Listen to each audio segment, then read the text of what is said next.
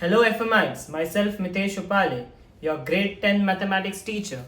Today we will be learning theorem 10.2 from chapter number 10, circle. The length of a tangent drawn from an external point to a circle are equal.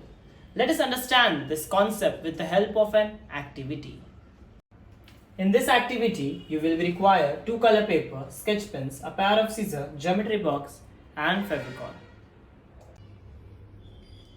Cut a circle of any radius from a color paper and paste on a chart paper or another color paper.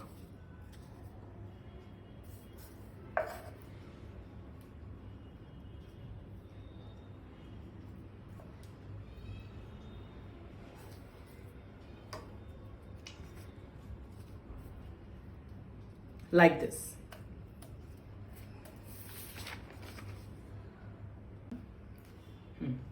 Take a point P on the circle. Like this. Take a point P on the circle.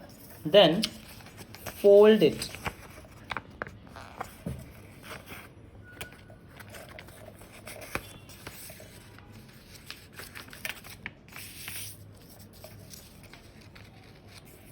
Like this. Students, kindly pay attention. When you fold this paper, you should be clear that you will fold a paper in such a way that the folded part should be on the point P. Clear?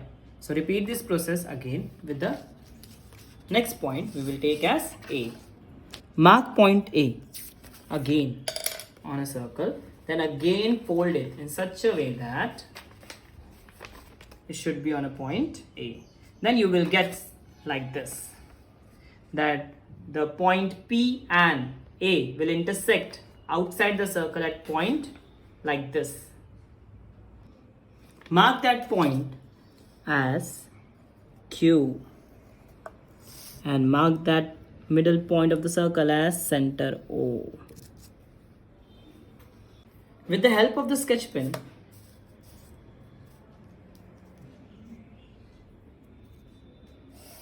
draw the lines like this.